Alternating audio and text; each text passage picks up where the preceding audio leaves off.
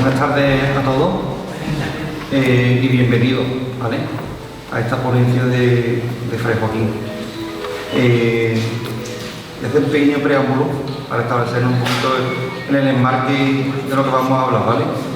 En Antequera, la llegada de los franciscanos es muy temprana en el tiempo.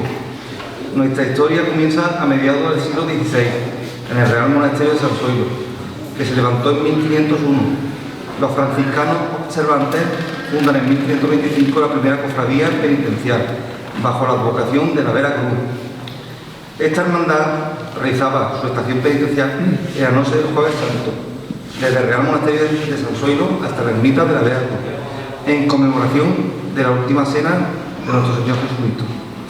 Pasados los siglos, con los vaivenes propios de la historia, esta primitiva hermandad ha llegado hasta nuestros días bajo la denominación de Seráfica, venerable, ilustre y muy antigua archicofradía de nuestro Padre Jesús Nazareno de la Sangre, Santo Cristo Verde y Nuestra Señora de la Santa Vera Cruz, popularmente conocida como Cofradía de los Estudiantes de Antequera. Con este pequeño preámbulo queremos enmarcar el acto, la ponencia que va a ser nuestro amigo fraile don Joaquín Pacheco, ¿vale?, enmarcado en los 500 años de la fundación de la Vera Cruz. Por tanto, nos va a declarar un poquito más nuestro director espiritual, don Francisco Aureoles, y le va a dar paso a él, ¿vale? Agradecido la asistencia y bienvenido a todos.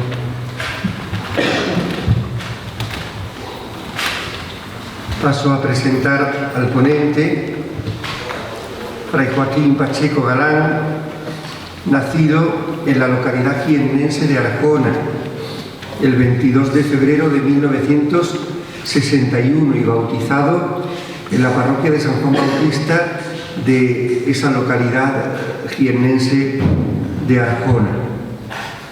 Sus padres, fallecidos ya, es el mayor de 3 hermanos. Pasa su infancia en su localidad natal y en octubre de 1977 la familia se traslada a Brenes, en la provincia de Sevilla, donde concluirá los estudios. En septiembre del año 1979 ingresa en el postulantado de la provincia bética de la Orden Franciscana, en el santuario de Nuestra Señora de Loreto, en Espartinas, Sevilla. El 25 de agosto de 1980 recibe el hábito franciscano en el monasterio de Nuestra Señora de Guadalupe, en Guadalupe, Cáceres.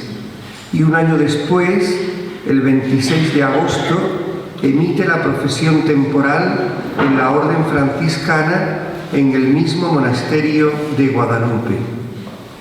Tras la profesión temporal, Fray Joaquín es trasladado al convento de San Buenaventura, en la ciudad de Sevilla, para continuar los estudios de filosofía y de teología en el Centro de Estudios Teológicos de Sevilla, estudios que había comenzado en el curso 1979-1980 y que había interrumpido durante el año de noviciado en Guadalupe. Tras finalizar los estudios teológicos, Fray Joaquín es destinado al convento santuario del Santísimo Cristo en La Laguna, Tenerife. El 29 de marzo del año 1987 recibe el orden del diaconado en la parroquia de la Concepción de La Laguna, Tenerife, de manos de don Damián Iguacen Borau, obispo de aquella diócesis. Y el 28 de junio de ese mismo año es ordenado sacerdote en el convento de San Buenaventura de Sevilla por Fray Carlos Amigo Vallejo, arzobispo de Sevilla. En el curso 1986-1987, Fray Joaquín comienza en la Universidad de La Laguna los estudios en la Facultad de Filosofía, estudios que compatibilizó con tareas pastorales en el santuario franciscano del Santísimo Cristo de la Laguna. En esta universidad obtuvo en el año 1991 el título de licenciado en Filosofía y Ciencias de la Educación, sección Filosofía. Tras un curso durante los años 1992-1993 en la Casa Franciscana de Villanueva de la Serena, Badajoz, Fray Joaquín realiza una experiencia de vida monástica que durará entre los años 1994-1998. A finales de ese año, 1998, Fray Joaquín regresa a la provincia bética franciscana a la que pertenece y es asignado a la comunidad del convento franciscano de San Antonio en la capital hispalense. Tras el capítulo provincial del año 2001, es destinado al convento de Nuestra Señora de Loreto de Espartinas, donde reside durante 6 años. En esta comunidad franciscana de Espartinas es nombrado vicario, además de responsable de la enfermería provincial, lugar en el que atiende la orden seráfica a los frailes enfermos o ancianos que requieren cuidados especiales. En el capítulo provincial del año 2007, Fray Joaquín es destinado al convento de San Buenaventura en la ciudad de Sevilla, donde ejerció el cargo de vicario, y tras el capítulo provincial celebrado el año 2010 es destinado como guardián, es decir, como superior en la nomenclatura franciscana, al convento de Madre de Dios de Lucena en Córdoba. Durante estos 12 años pasados entre la ciudad de Sevilla y Espartinas, además de la dedicación a la pastoral en las iglesias conventuales de la orden franciscana y a las diversas tareas comunitarias, Fray Joaquín ejerce durante 3 cursos como profesor de filosofía en el Centro de Estudios Teológicos de la ciudad de Sevilla, atendiendo también diversas comunidades de religiosas en las tareas de confesor, predicador de retiros y de ejercicios espirituales. Tarea que compagina durante todos estos años con la de la atención al mundo de las hermandades y cofradías, tan presente de manera especial en la capital hispalense. Fue durante 12 años director espiritual de la emblemática Hermandad del Valle de la ciudad de Sevilla y también atendió durante esos años numerosas predicaciones de cultos, de hermandades y cofradías, principalmente en la capital hispalense y también en toda la archidiócesis de Sevilla, así como fuera de la diócesis de Sevilla. En junio del año 2010, Fray Joaquín es destinado al convento de Madre de Dios de Lucena, llegando allí a finales del mes de julio de aquel año, continuando allí su trabajo en la pastoral de la iglesia conventual que la orden franciscana, la orden tercera, tiene, y en el campo de la adoración nocturna, y también atendiendo solicitudes muy numerosas de retiros, ejercicios espirituales a diversas comunidades religiosas, así como también la predicación de diversos y variados cultos de hermandades y cofradías de penitencia y de gloria. Después del capítulo provincial, celebrado el año 2018, Fray Joaquín es destinado a la comunidad del Real Monasterio de Santa María de Guadalupe, en Guadalupe, Cáceres, perteneciente, eso sí, al Arzobispado de Toledo, donde es nombrado vicario de la comunidad. Posteriormente, celebrado el capítulo provincial en el año 2021, pero ya en 2022, Fray Joaquín es trasladado a la comunidad de Estepa, en la Archidiócesis de Sevilla, en la que también fue nombrado vicario de dicha comunidad conventual y párroco en San Miguel de Lora de Estepa. Desde el Congreso Capitular celebrado este año en curso, 2025, y tras ese capítulo provincial, Fray Joaquín Pacheco Galán es actualmente el guardián, el superior de la comunidad franciscana de Estepa y confirmado en el oficio de párroco de Lora de Estepa. Nos va a regalar con su verbo fácil, y como digo yo siempre, no se puede decir de todo el mundo, con su sabiduría enciclopédica, que la tiene, la tiene. Y los que no solamente le conocemos, sino disfrutamos de su amistad, podríamos estar como Santa Escolástica y San Benito, horas y horas hablando con él, porque es una delicia, con lo cual doy fe que esta conferencia, esta ponencia, y en una casa cargada de historia como es este querido San Zoilo, pues la palabra de Fray Joaquín a todos nos va no solamente a enriquecer, sino nos va a hacer disfrutar.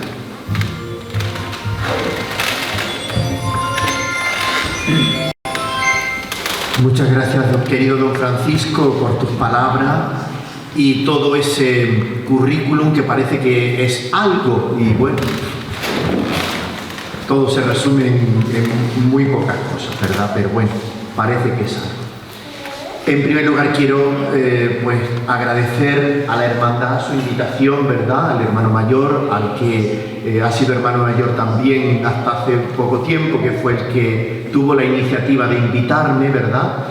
Y bueno, pues vengo con alegría. Primero porque me encuentro con un amigo muy grande, porque hemos coincidido en el arciprestazgo en Lucena. En el arciprestazgo yo estaba destinado en Lucena y él muy cerquita en Rute. Y desde entonces pues hemos vivido una gran amistad entre los dos. Y luego, indudablemente también, yo cuando visito una casa, aunque no esté habitada ya por los frailes, siempre me embarga una cierta emoción de venir a una casa donde me encuentro con mis raíces, Y cuando yo llego a San Zoilo, pues indudablemente me encuentro con esa presencia que mis hermanos de orden pues han tenido aquí en este lugar. Y bueno, pues las piedras hablan. Los acontecimientos aquí vividos y la presencia hoy de esta hermandad que ha hecho que esto continúe vivo, pues sigue hablando. Afortunadamente, pues donde no hemos podido estar presentes los frailes por las circunstancias y avatares históricos, ha habido otras instituciones de iglesia, como hoy es la Hermandad de los Estudiantes, que están aquí presentes y que hacen que esto no sea simplemente un lugar muerto, un lugar donde se puede venir a ver algo, pues mucho de arte, ¿verdad?, que podemos ver, porque antes que era una delicia visitar su iglesia y visitar su patrimonio. Es impresionante, ¿verdad? Pero ese patrimonio nos está hablando de algo, está dándonos un mensaje, está hablando de Dios. Está hablando de una presencia, de un carisma que ha hecho posible y que se ha vivido aquí durante años y que hoy vosotros sois herederos, porque nosotros estamos celebrando 500 años de una fundación que ha convivido muy estrechamente a lo largo de la historia con mis propios hermanos franciscanos.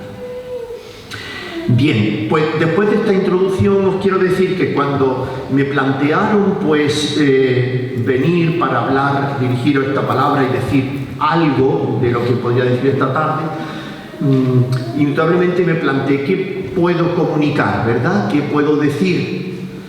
Y indudablemente los datos que disponía históricos de esta casa en concreto, dedicada a ese mártir cordobés, ¿verdad?, San Zoilo, pues no eran muy abundantes.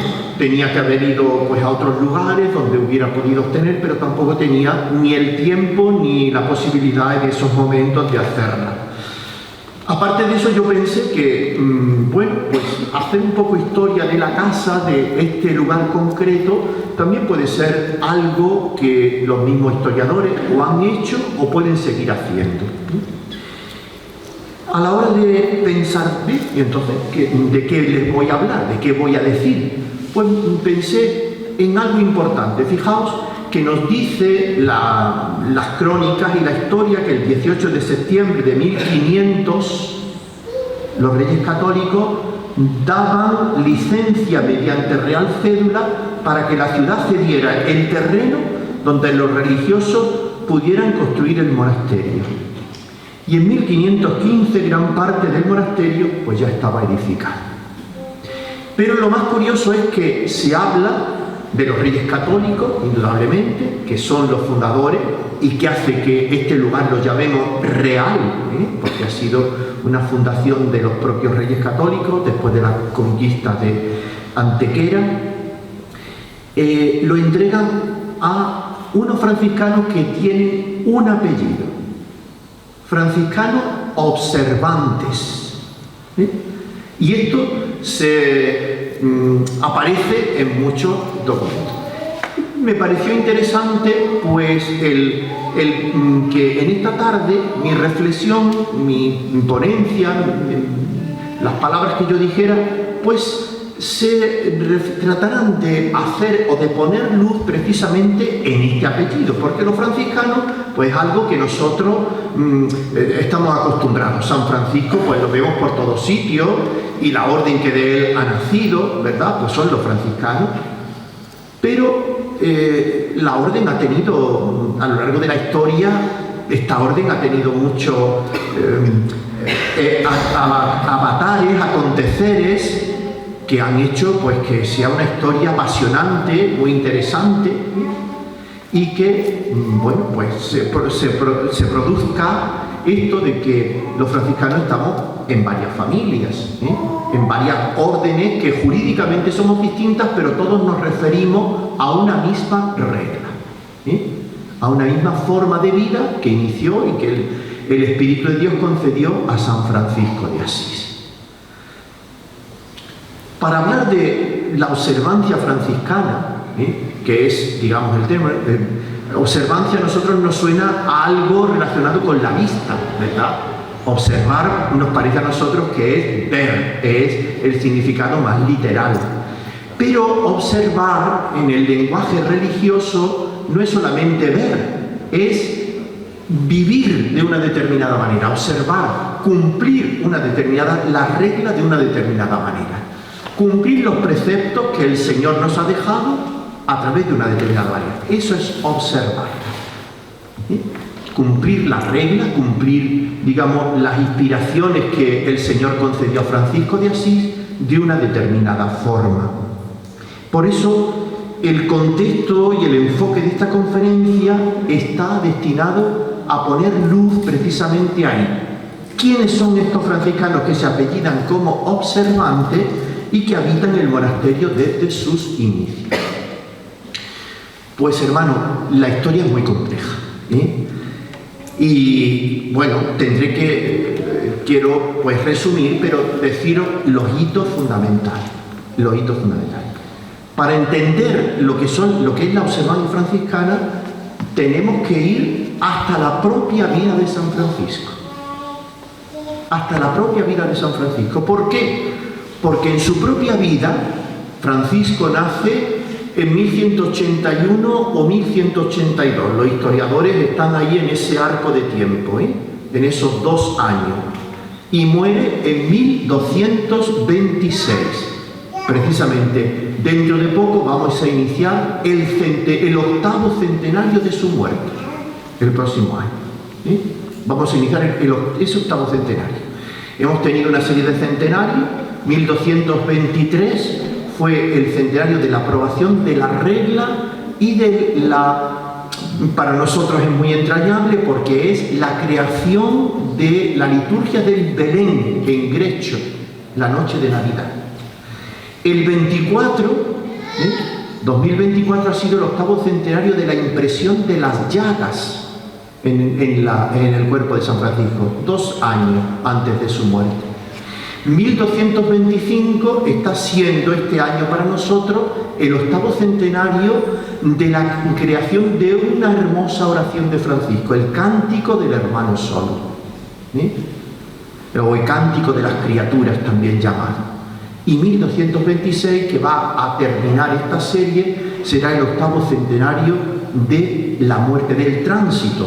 En lenguaje franciscano, nosotros siempre, cuando hacemos referencia a la muerte de Francisco, hacemos referencia al tránsito de Francisco, porque nosotros lo vemos como tránsito es un lugar de paso. La muerte para Francisco, que él recibió llamándola hermana en su cántico, que lo terminó precisamente ahí, en ese momento añadió una nueva estrofa: loado seas mi Señor por la hermana muerte corporal, de la cual ningún viviente puede escapar.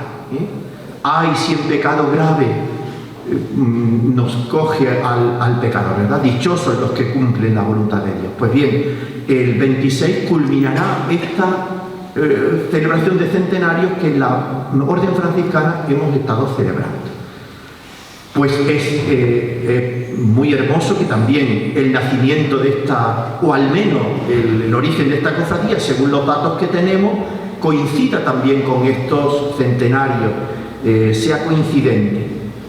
Porque, bueno, pues esa fue una de las tareas principales de la vida franciscana, de la orden franciscana, por donde fueron fundando agrupaciones de laicos, hermandades, y sobre todo a la Vera Cruz, a la Vera Cruz. Bien, pues por resumir un poco, Francisco, sabéis que es un joven que está pendiente, pues, de las cosas que hoy están los jóvenes, la última moda de vestidos, la última moda de móviles, la última moda de lo que sea. Pues así vivía Francisco. Es decir, un joven, pues como es. Él dice estar en pecado. En Francisco no podemos observar, digamos, una vida así pecadora y no. Simplemente él dice estar en pecado porque, bueno, Dios estaba presente en su vida, pero su vida estaba pendiente de todas esas cosas, de las novedades. Era el rey de las fiestas de Asís, así le llamaban, el rey de las fiestas, porque por lo visto las juergas que él organizaba no tenían compañero, ¿verdad? Pero de repente, bueno, pues tiene una serie de experiencias en su vida, porque él participa como soldado en las luchas entre Asís y la vecina ciudad de Perugia, es encarcelado, su familia lo tiene que liberar. En la cárcel él vive una experiencia de encontrarse por primera vez con la miseria, con el dolor, porque él había sido criado entre algodones. Él no era noble, pero era un hijo de un burgués que tenía mucho dinero, un comerciante de telas, Pedro Bernardone. Francisco, de hecho, fijaos, su madre, porque había nacido en la ausencia de su padre en un viaje para ir a traer telas, sobre todo de Francia, pues le puso el nombre de Juan. Y cuando llegó su padre dijo, no, Juan no. Este hijo mío se va a llamar con el nombre de Francia, Francesco. Es el primer nombre de este, porque lo que quiere decir es el francés, pero tenía tal amor a Francia, su padre, que le cambia el nombre, le pone el nombre de Francesco, Francisco, y quizás sea el primer santo que ha llevado este nombre, o incluso no conocemos antes de él este nombre. Su padre le pone el nombre francés, tú eres francés, porque estaba enamorado de Francia.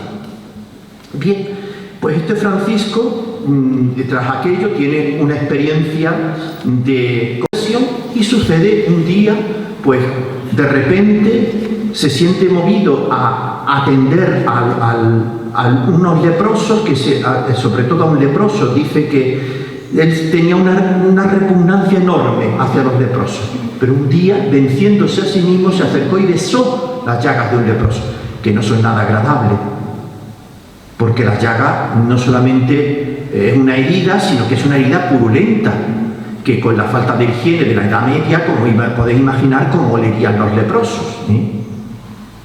Podéis imaginarlo. Por eso estaban recluidos, porque además se consideraba que había como una especie de que la lepra se contagiaba. Lo que se contagiaba porque no había higiene suficiente, ¿verdad? Se contagiaba y se recluían fuera de la ciudad, en lazaretos. Ya desde el Levítico aparece una normativa que el leproso vaya gritando y llevando una campanilla diciendo impuro, impuro, ¿eh? Para que nadie se acerque a él. Pues Francisco tenía un horror, pero un día besa al leproso y se da cuenta de que aquella experiencia de beso del leproso se convirtió, dice él en su testamento, en dulzura del alma y del cuerpo. Junto a la experiencia al entrar en una pequeña ermita dedicada a San Damián y encontrarse con aquel Cristo que es muy famoso en la vida franciscana, un Cristo bizantino, ¿verdad? Y se siente que el Cristo le habla: Francisco, repara mi iglesia, que como ves amenaza ruina. Y él se puso a hacer de albañil, ¿eh? Él se puso a hacer de albañil, a reparar aquella ermita que estaba en ruina. Pues bien, para los leprosos y para la reparación de aquella ermita se le ocurrió coger, su padre estaba ausente, cogió todas las telas del taller de su padre, o una gran cantidad de telas que eran algo carísimo, las vende en Spoleto y entrega el dinero para cuidar a los leprosos y al sacerdote de aquella ermita para que pudiera reconstruirla y ayudar a reconstruirla y comprar las piedras necesarias. Su padre entra en cólera y claro, pues le dice: no, esto no puede ser, devuélveme todo lo que es mío. Y bueno, pues parece que en 1206 su padre curiosamente lo lleva al obispo de Asís, a un tribunal eclesiástico. ¿Por qué lo lleva a un tribunal eclesiástico y no a un tribunal civil? Porque Francisco había entrado ya en una categoría religiosa que se llamaba el movimiento penitencial. ¿Qué es el movimiento penitencial? El movimiento penitencial es algo que va surgiendo en la Edad Media y tiene, digamos, unas raíces muy profundas. Fundamentalmente, la disciplina penitencial de la Iglesia antigua era muy rigurosa, con pecados muy graves. Se pedía hacer muchos gestos de penitencia, peregrinar a lugares santos, vivir incluso apartado. En la misma iglesia se apartaba a los penitentes, ocupaban un lugar especial. Bueno, pues esta disciplina penitencial, cuando fue decayendo en la iglesia, fue siendo asumida por gente que no había tenido pecados muy graves, pero como sentido de conversión al Señor, asumían esta manera. Y los penitentes, el ordo, se constituye en ordo penitente, se ponían bajo la tutela del obispo. Francisco es un seglar, los penitentes eran seglares, pero ya está bajo la tutela del obispo. Por eso su padre no lo lleva a un tribunal civil, al podestá de Asís, lo lleva ante el obispo. Y ante el obispo, pues le dice que, oye, que le devuelva todo aquello que porque lo ha dejado.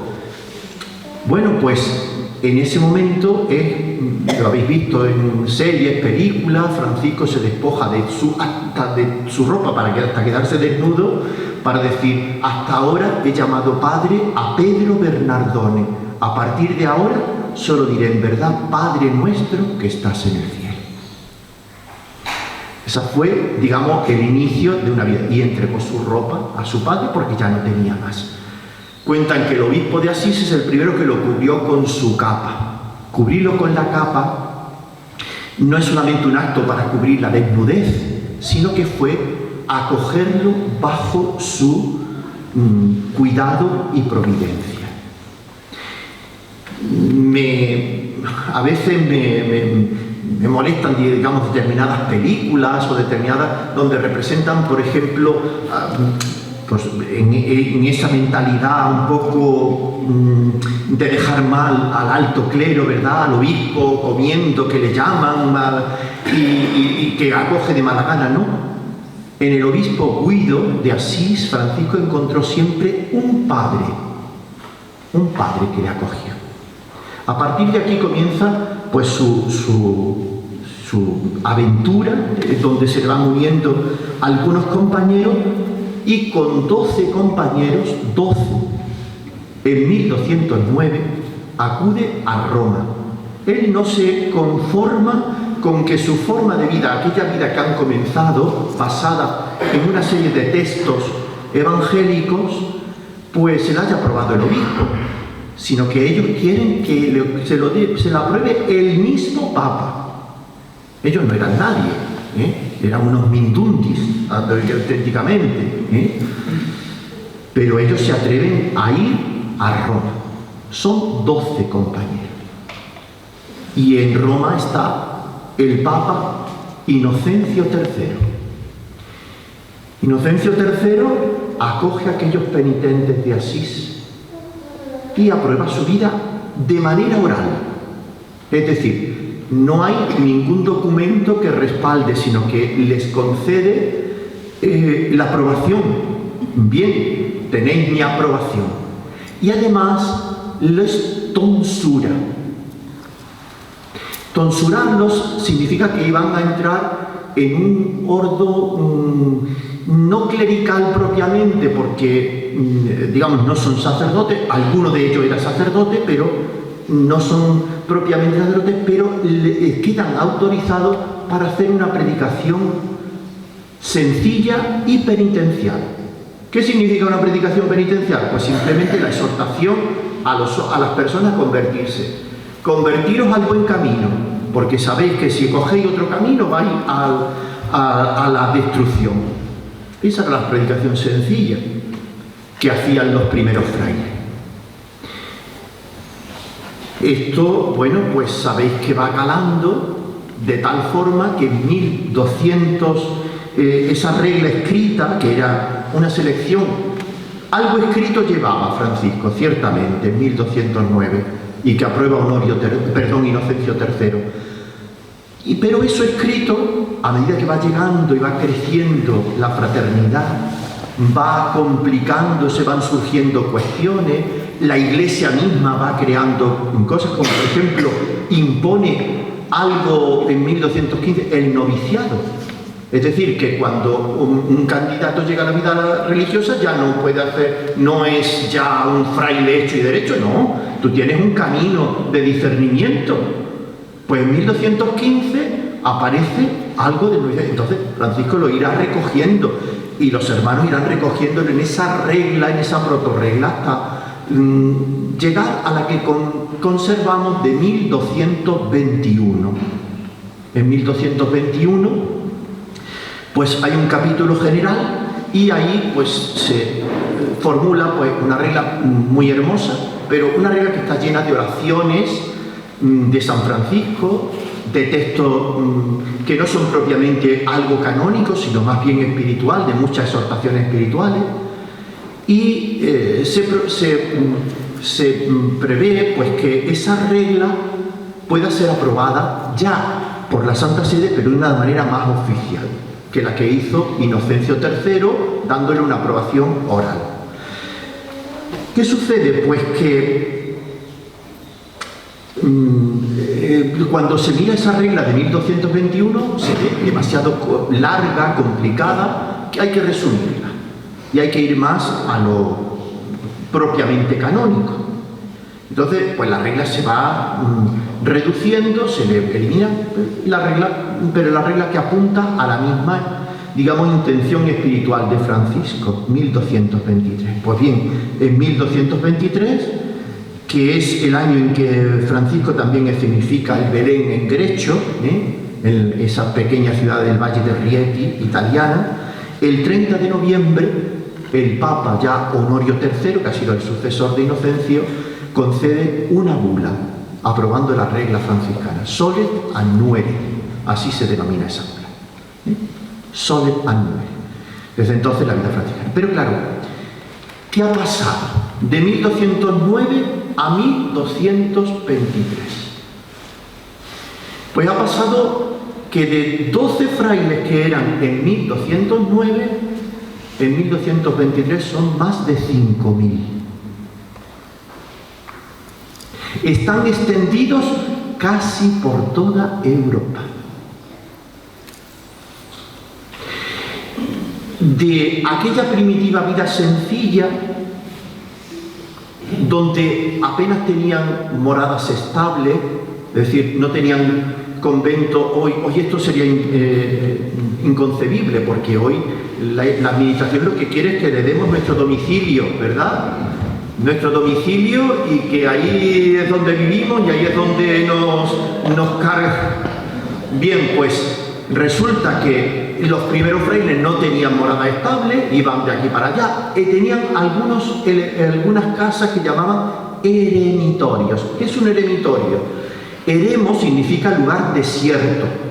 Eran pequeñas ermitas que había en las afueras de las ciudades y en torno a las cuales ellos edificaban con materiales muy pobres, pues las viviendas.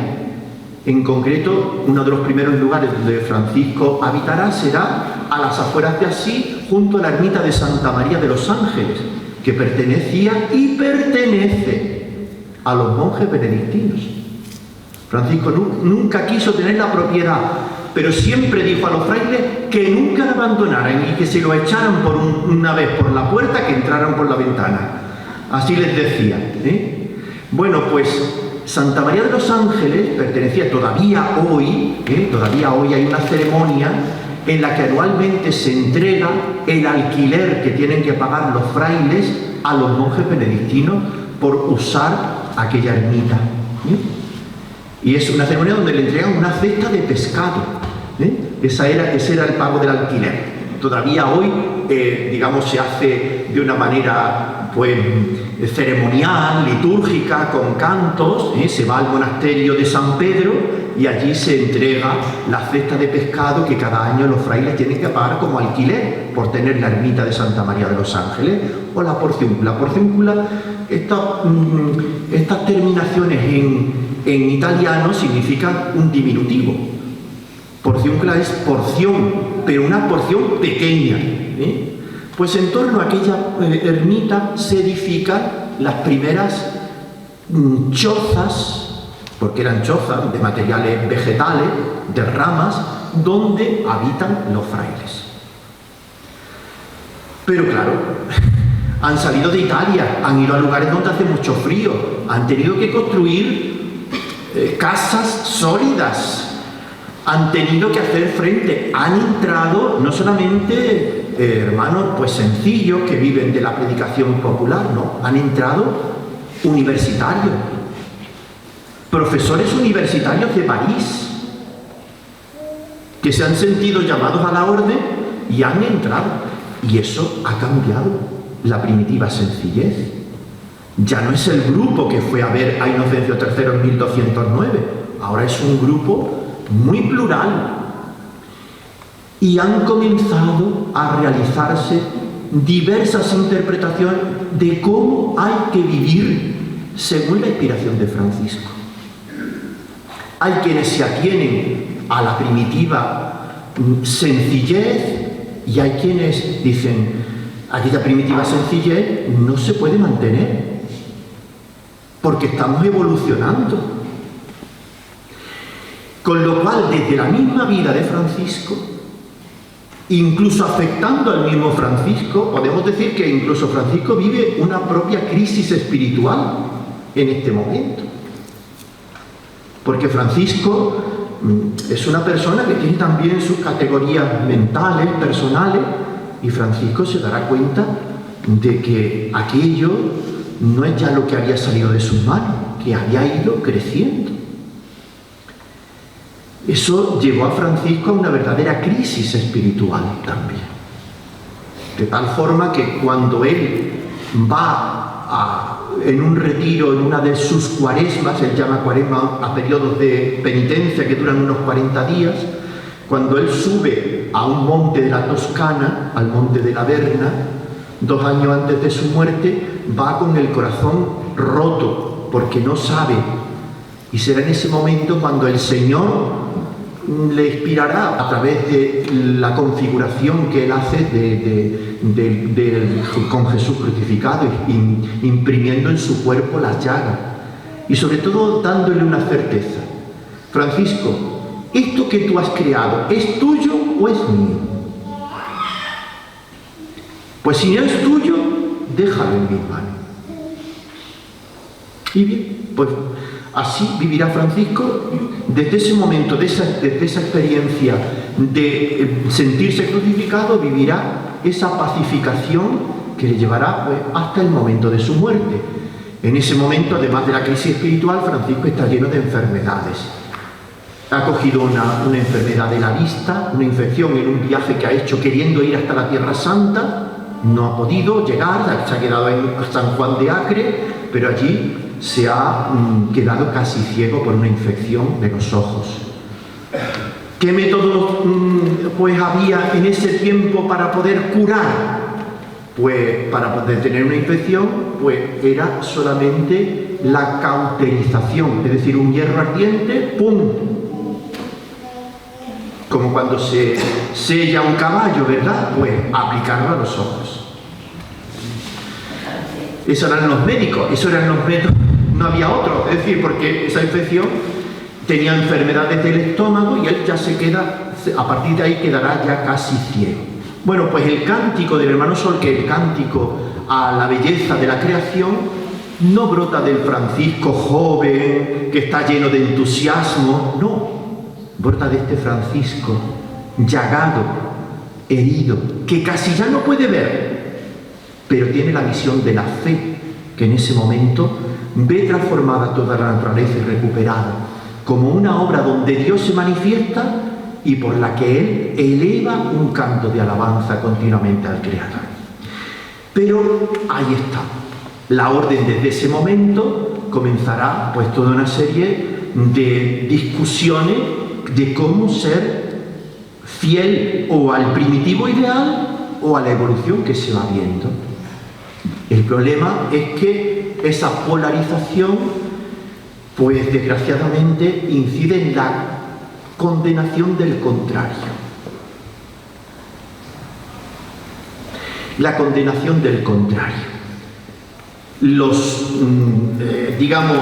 que sienten que tiene que evolucionar, de que tiene que ir cambiando, a los que quieren mantener el primitivo ideal les llama que son rebeldes, mientras que los otros les dicen que son relajados. Ese es algo que ha atravesado la historia del franciscanismo, desgraciadamente.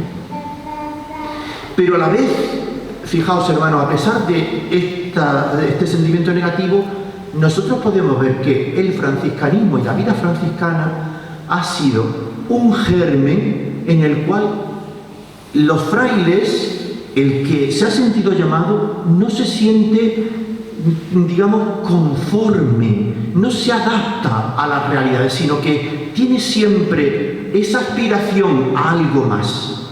Y eso también es algo a tener en cuenta. Eso es algo a tener en cuenta. La tensión entre estas dos tendencias, en las que ya surgen en la propia vida de Francisco, va a tener un primer escenario entre los años 1274, antes os he dicho que Francisco pues muere en 1226, pues entre 1274 y 1318 va a haber un periodo de lucha y de confrontación. Porque para complicarlo,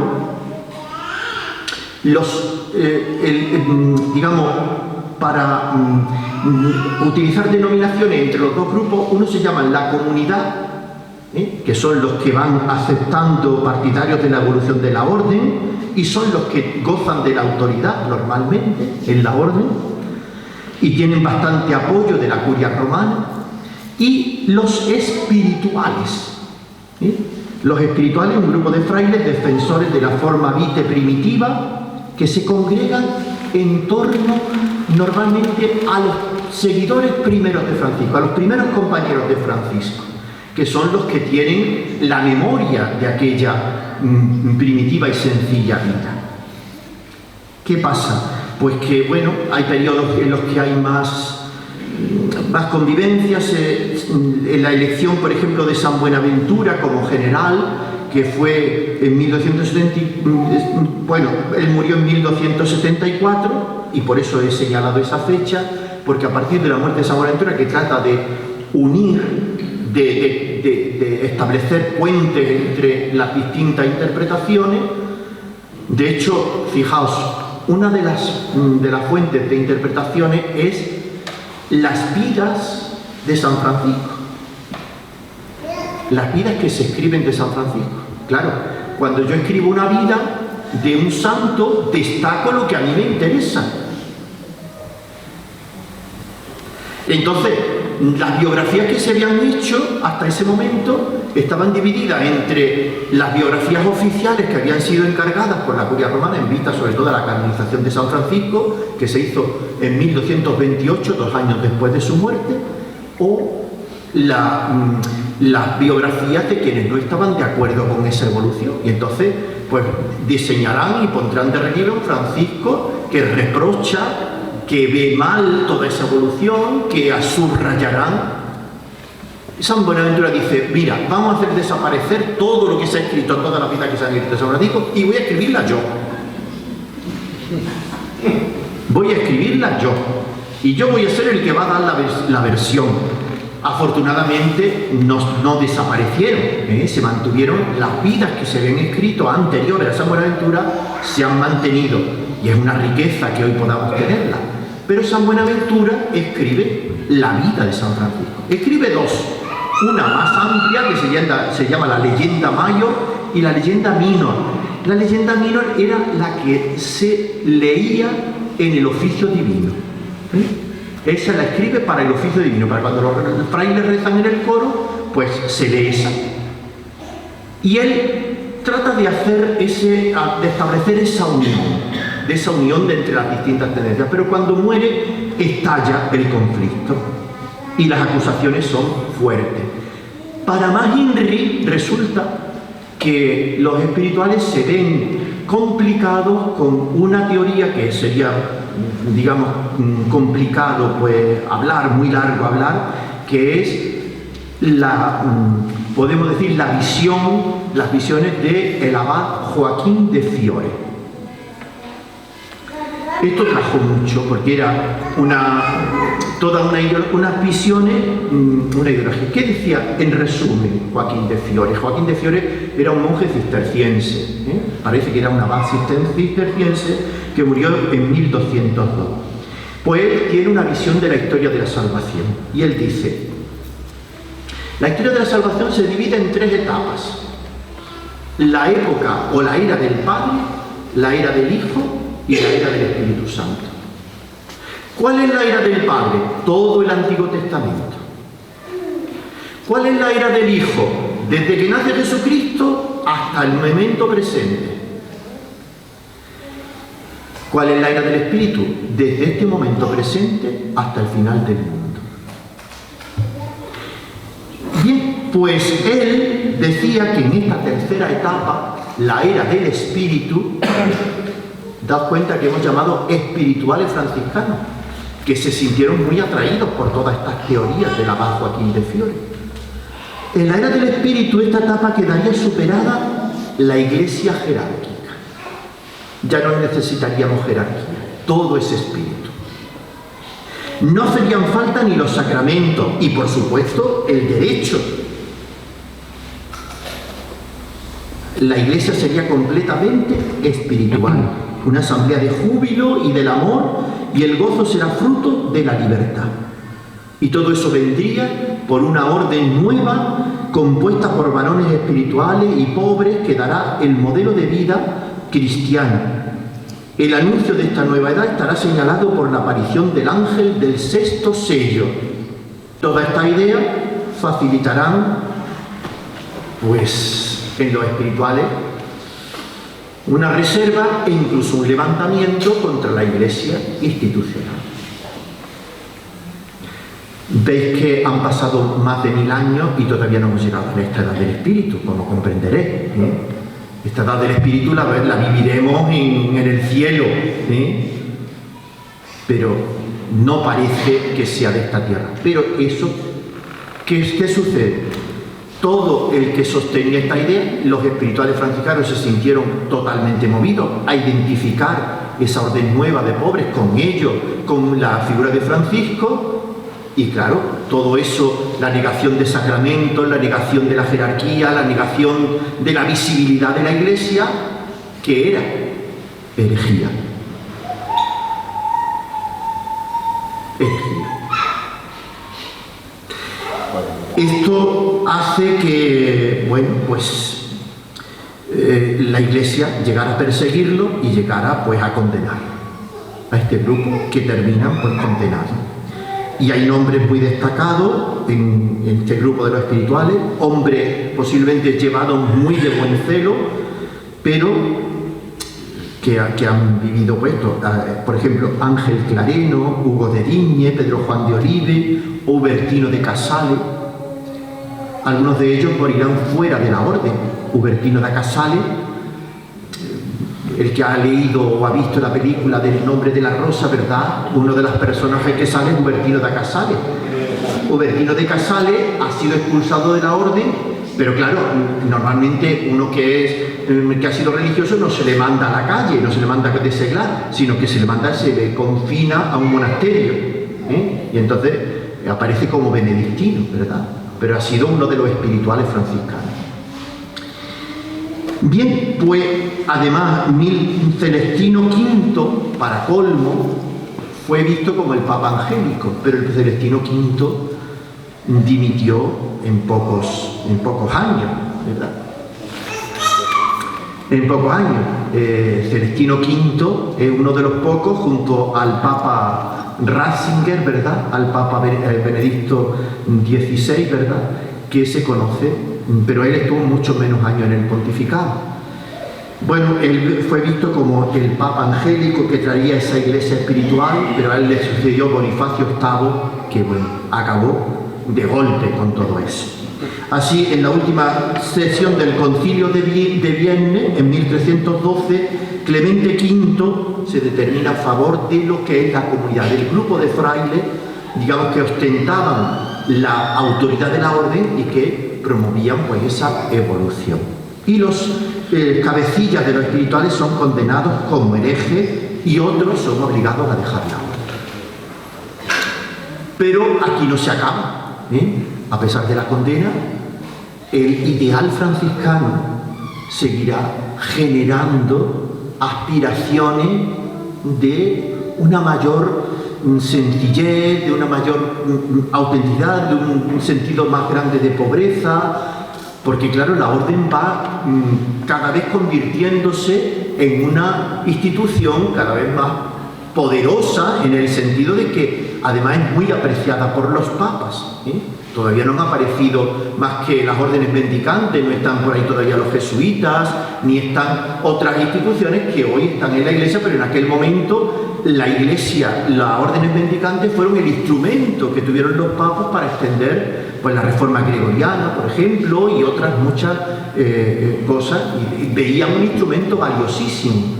Por eso a las órdenes mendicantes las llenaron de privilegios. Bueno, pues San Francisco era contrario a que la orden tuviera privilegios. Pero claro, la vida y la misión que la Iglesia les confiaba, pues le tenían. Bien, pues el conflicto entre el puro ideal y las exigencias de la vida real no tardará en aparecer. Y es durante los siglos XIV y XV cuando aparecerá el fenómeno de la observancia. Aquí ya tenemos este término, el fenómeno de la observancia. Este fenómeno no es propio solamente de la vida franciscana, sino que surgirá en muchas órdenes, en algunas antes, otras después, ¿verdad? Pero surgirá en muchas órdenes. La observancia franciscana, la observancia son en la época del primer renacimiento los partidarios del retorno a los primeros fervores del instituto, son amantes del retiro, de vivir muy intensamente en los lugares de oración, de silencio, ¿verdad?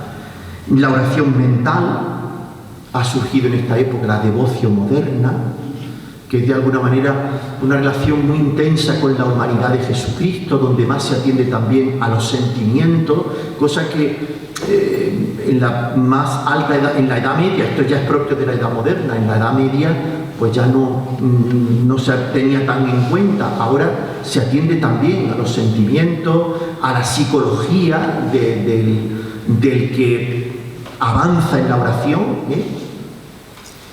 Y bueno, pues son amantes de la austeridad, de la pobreza, de la sencillez de los edificios y también de la sencillez de la celebración litúrgica, frente a liturgias muy solemnes y muy complicadas de los grupos que no eran, digamos, de la observancia. Por el contrario, los conventuales, convento significa comunidad, convenire, vivir juntos, ¿verdad? Convento significa comunidad. Nosotros llamamos hoy convento a los edificios, ¿verdad? Pues los conventuales fueron los frailes que vivían en conventos más grandes, tenían una liturgia más cuidada, más solemne, estaban dedicados mucho más a la labor intelectual, ¿verdad? Y son moradores de los edificios espaciosos, el ritmo solemne y ordenado de la vida común. El convento es el valor primario, están bien avenidos con mitigaciones legítimas, con arreglo a las que hicieron su profesión, y son enemigos de innovaciones, de fervores extemporáneos, y confían en la seriedad de la disciplina y de la fidelidad fundamental al ideal y la eficacia al servicio de la Iglesia. Después del pontificado de Juan XXII, que fue un pontificado muy movido, de mucho conflicto, no entro en ello porque por reacción contra el conventualismo comenzaron a aparecer en Italia, en España y en Francia diferentes grupos que aspiraban a la observancia integral, es decir, a vivir la regla integralmente. En Italia podemos situar el primer grupo. En 1334, Juan del Lavalle obtiene el permiso del general para retirarse al eremiterio de Brogliano, junto con 4 compañeros, para vivir la regla a la letra. A la letra. Tras él, otro fraile, Gentil de Spoleto, también obtendrá una bula de Clemente VI para los que viven en los eremitorios de Umbría. Umbría es la región en la que se encuentra Asís, en el centro más o menos de Italia, en Umbría, y para observar la regla. Pero en 1394 es elegido como general de la orden el fraile llamado Guillermo Farinier, y él no ve nada bien todas estas novedades. Él ve un peligro y sobre todo considera que hay una triple desviación. Primero, los frailes que quieren vivir esto adaptan una forma peculiar del hábito. Ya empiezan a hacer recortes, a eliminar cosas del hábito para hacerlo más sencillo, y en aquel tiempo el hábito y la forma del hábito tenía una gran importancia. Una gran importancia. Hoy nosotros no podemos comprenderlo, pero en aquel momento la forma del hábito era importantísima. Bien, pues él ve primer desviación, adoptar una forma particular del hábito. Segunda desviación, que pueden alejarse de la fe católica. Recordemos la ideología joaquinista de Joaquín de Fiore. Y tercera desviación, que condenaban la vida de los frailes que no eran como ellos. Condenaban a los que vivían relajados, le decían que vivían relajados. Por eso el capítulo general de 1364 se declara contrario a este movimiento reformista. Pero al campo no se le pueden poner puertas. Al campo no se le pueden poner puertas. Y cuando, digamos, vivimos en esta vida franciscana que continuamente despierta ideales muy grandes entre los hombres, pues claro, surgen todas estas cosas. Y es por eso que, sin embargo, pues buscando esas surgen otro pequeño grupo en Italia que será llamado por un tal Pauloccio. Pauloccio es un diminutivo, Pablito, podríamos decir, ¿verdad? Se diría Pauloccio Princi, que era un hermano lego, no era un hermano sacerdote, pero ya pertenecido al grupo de Gentil de Spoleto. Claro, él tenía un apoyo muy grande, y es que su tío era Ugolino de Trinci, señor de Foligno. Y así pudo reanudar una experiencia de reforma. Y el ministro general lo toma bajo su autoridad, y en 1373 el Papa Gregorio XI lo toma bajo su protección. Y comienza pues esa experiencia de renovación también de la vida franciscana. Esta experiencia, que también se inicia con frailes muy sencillos, la mayoría hermanos legos, luego en la segunda generación, que ya no habrán pertenecido sino que entran directamente en esta reforma, tendrá grandes figuras. Sobre todo hay 4 grandes figuras de la observancia franciscana en Italia que luego son veneradas también en los conventos de España. San Bernardino de Siena, San Juan de Capistrano, que es patrono de los capellanes militares, capellanes castrenses, San Giacomo de la Marca, que es menos conocido, y el beato Alberto de Sardiano. Son las 4 columnas de la observancia franciscana italiana que luego se extenderán. Y esto, bueno, pues irá extendiéndose cada vez más por Italia, y en 1415 se establecen en la Porciúncula, que es el eremitorio cuna de la orden. Hoy, si vamos allí a la Porciúncula, nos encontramos que la capillita está dentro de una gran basílica. Los que hayáis visitado Asís, pues lo habréis podido ver. La capillita está dentro de una gran basílica. ¿Por qué? Porque había mucha gente que iba y tenían que sufrir las inclemencias del tiempo. Y el Papa ordenó que se construyera una iglesia más grande para que quienes fueran allí se quedaran amparados por ello. Bien, y ahora pues tocamos un poco el caso de España.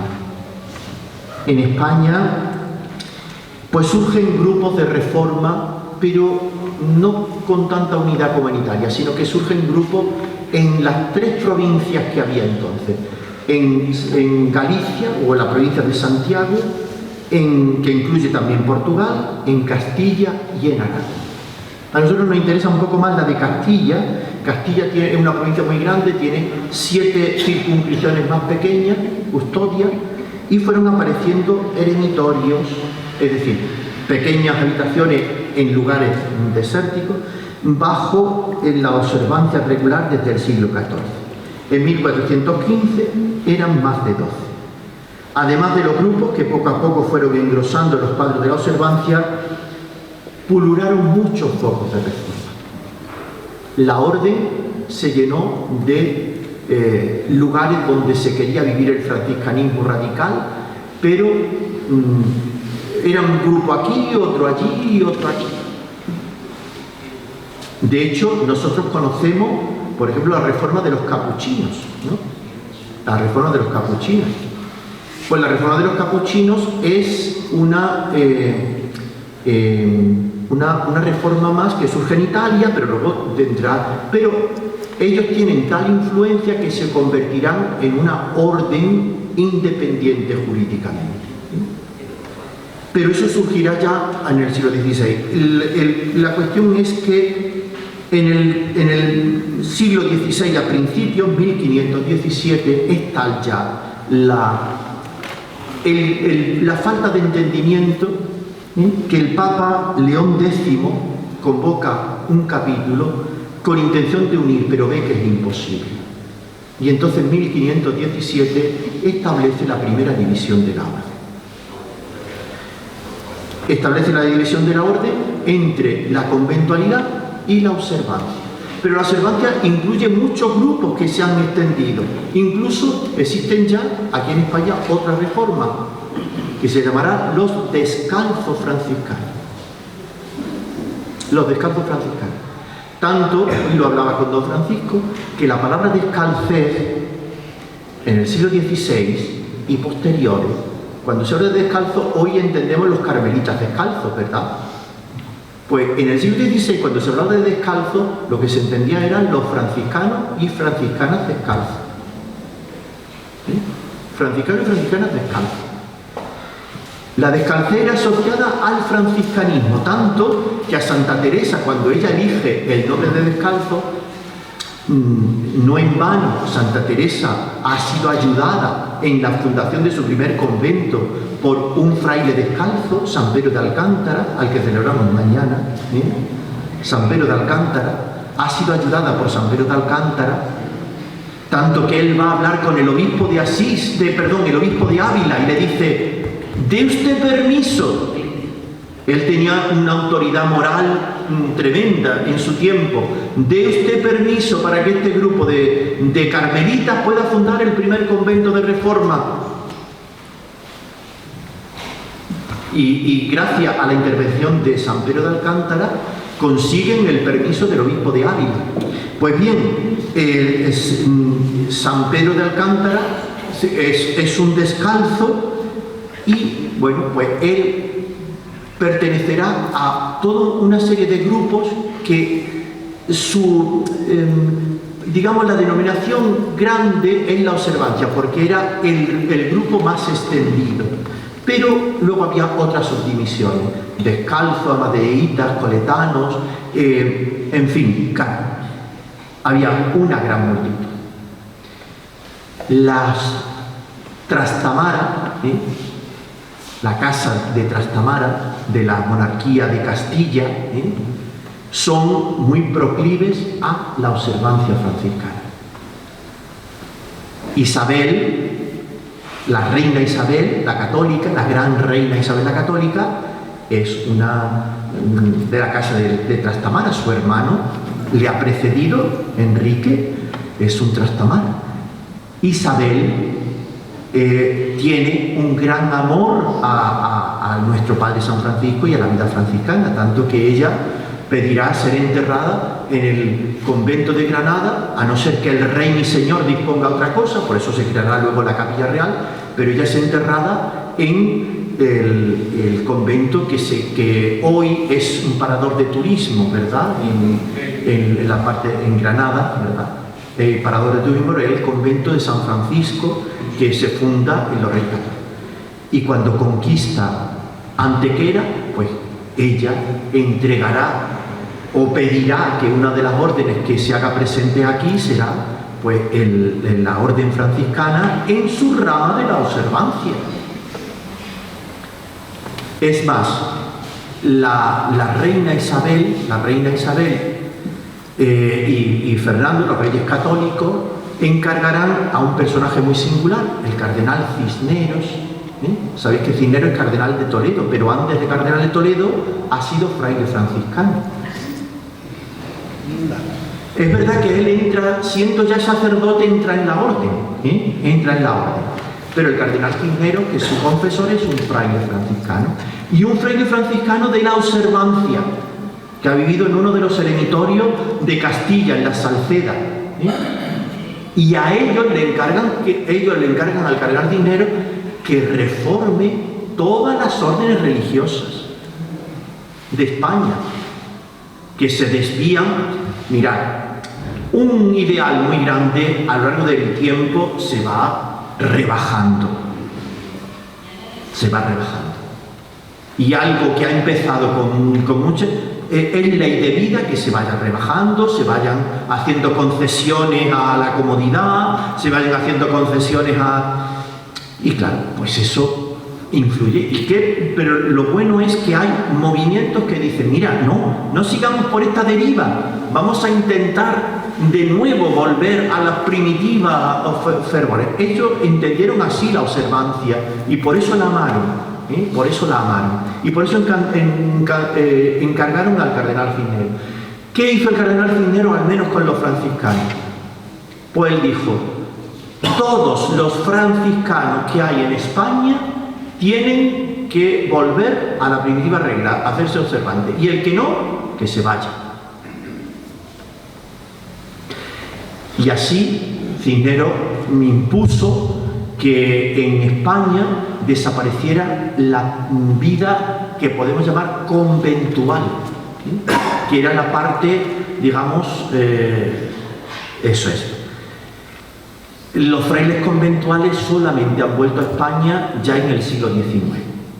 Han podido volver a España en el siglo XIX. Han podido volver.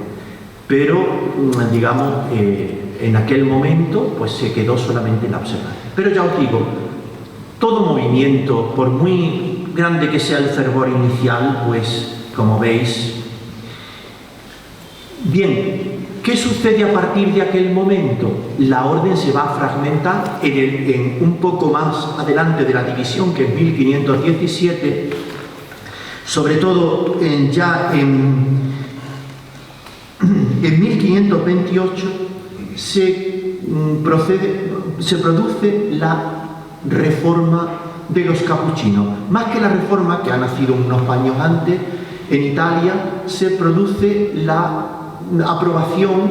Los capuchinos tienen sobre todo una gran protectora, que era Catalina Chivo, era una tía o sobrina, perdón, del Papa, y ella interviene y le hace para que los capuchinos tengan una autonomía respecto a los demás frailes franciscanos. Si os dais cuenta, pues una de las cosas que, aparte de lo que es la tradición espiritual de cada orden, nos diferenciamos un poco en el hábito. El hábito de las tres familias que hoy conformamos la primera orden franciscana, es decir, los frailes franciscanos que vivimos en la regla de San Francisco, pues un poco diferente entre las tres ramas que hoy existimos: conventuales, franciscanos ya sin apellidos y capuchinos. ¿Por qué somos franciscanos sin apellido? Porque nosotros, la orden que hoy somos nosotros, proviene de una unión que hizo León XIII, en concreto en 1897, ya en el siglo XIX. En el siglo XIX. León XIII hace la unión de todas las ramas que había en lo que se llamaba la observancia, que había al menos 4 familias. La observancia, que era la más internacional. Había en España una reforma muy fuerte, la de los descalzos, en la que perteneció San Pedro de Alcántara, que también estaba extendida por el sur de Italia, puesto que el sur de Italia había sido de dominio español. Junto a ello, en Francia había otra reforma muy importante, que eran los frailes franciscanos recoletos, y en Italia había otro que se llamaban los riformati. Esas 4 familias que tenían su independencia, pero formaban una sola orden. Tenían un solo general. El general podía ser de cualquiera de estas familias, pero tenían su independencia, porque cada uno tenía su estatuto, su forma de desarrollarse. Incluso las provincias se sobreponían unas a otras, y León XIII, pues digamos, une todas estas ya en 1897, las une en lo que hoy es nuestra orden franciscana, la orden franciscana, lo que somos herederos de todas esas reformas, observancias, etc. Una cosa sí quería decir, y esto, bueno, hoy no es. Cuando el Papa León X, fijaos que 2 leones, León X separará la primera separación jurídica de la orden entre conventualidad y observancia, y León XIII unirá las diversas ramas que hay. Pues León X hace un gesto que sorprende y que llama la atención. Fijaos, todas las órdenes, por ejemplo, nosotros pues hablamos de carmelitas calzados, no. Carmelitas calzados es una forma de hablar, pero eso no entra en la denominación oficial. o de la antigua observancia, pero son carmelitas y carmelitas descalzos. Carmelitas y carmelitas descalzos. Mercedarios y mercedarios descalzos. Trinitarios hubo y trinitarios descalzos. Dominicos no se dividieron, aunque hubo congregaciones de observancia, pero no se dividieron.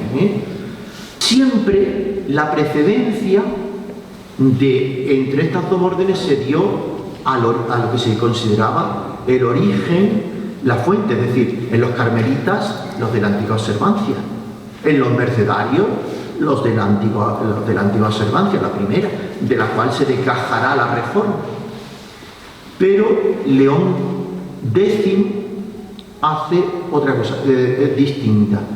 A los conventuales que se consideraban ellos, pero claro, no hay forma de decir, porque a lo largo de la historia franciscana las interpretaciones de la regla han sido muy dispares, ¿verdad? Ha habido dos tendencias claramente distintas, pero quienes habían ostentado la autoridad eran la conventualidad, los de la comunidad. Él le dice al general de los conventuales que desde ese momento pues tendrá una denominación especial, maestro general, que el sello de la orden lo entregue al ministro general de la observancia. ¿Eso qué significa? Que el Papa está reconociendo como versión, digamos, auténtica o primaria de la vida franciscana, pues eso no significa que, digamos, la orden se llama. Además, hoy estamos en una situación, primero, de mirar la historia desde otra perspectiva. Nosotros hoy estamos, primero, porque la vida nos ha equiparado mucho.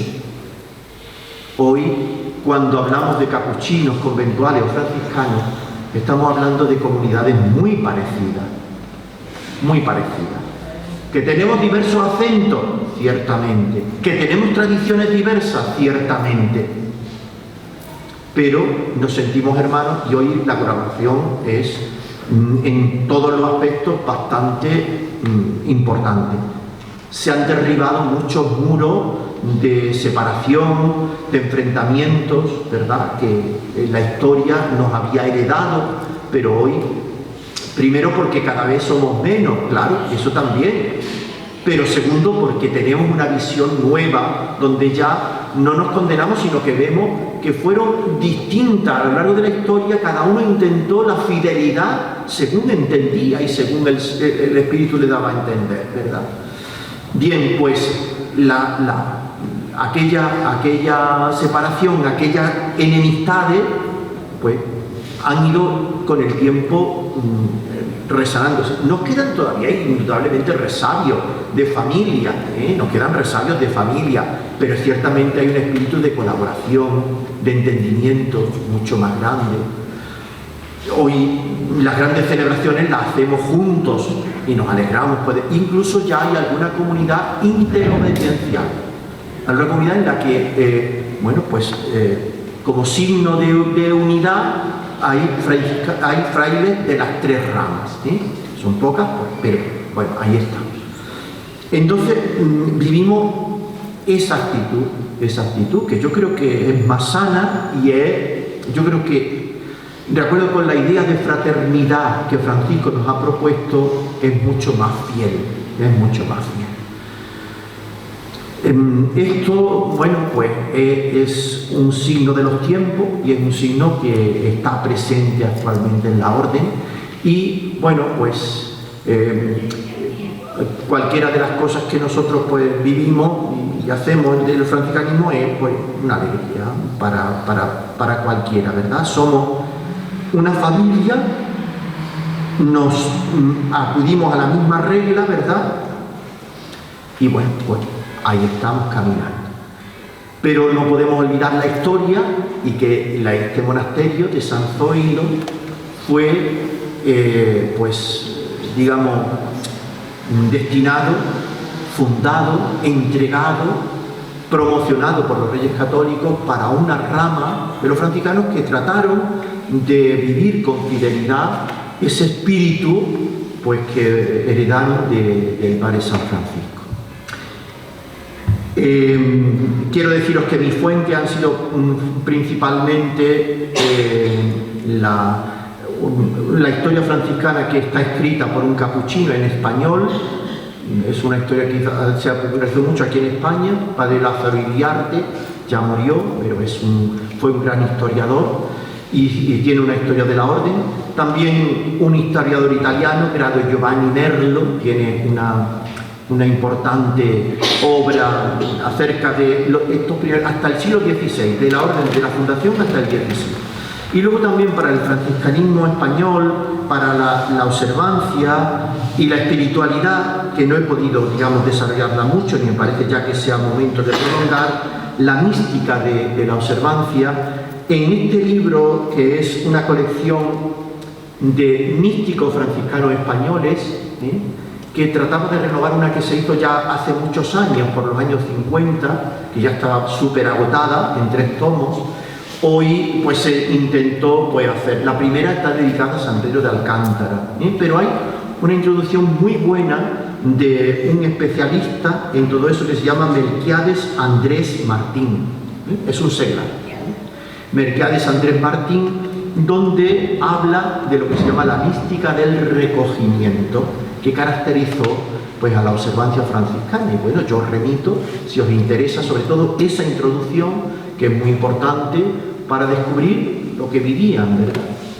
Esa espiritualidad que de alguna manera han transmitido a los seglares que convivieron y, como no, a esta ciudad que fue pues fundada por los frailes, por donde normalmente, aunque hay Veracruz, que conozco también de fundación dominicana, en concreto la de Palencia, y reside en la iglesia de los dominicos, pero normalmente las hermandades de la Veracruz, por la devoción al misterio de la cruz de San Francisco, por la identificación con Cristo crucificado en su propia carne, en sus llagas, por esa identificación a Jesucristo despojado de todo, ¿verdad? En Francisco fue una de las principales obras que la presencia de los franciscanos fue haciendo, pues al menos por España y sobre todo aquí en Andalucía. Aquí en Andalucía.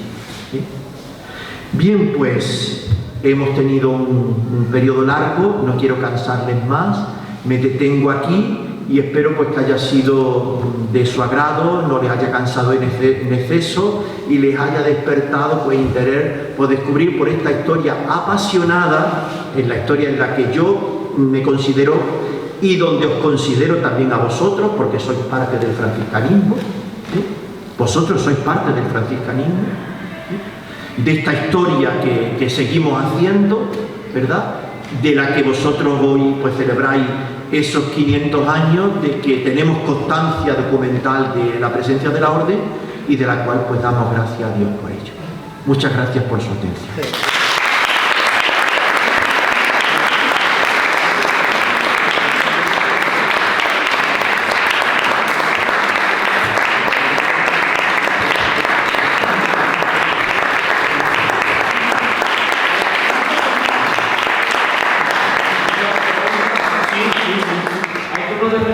Sí, puede haber turno de preguntas.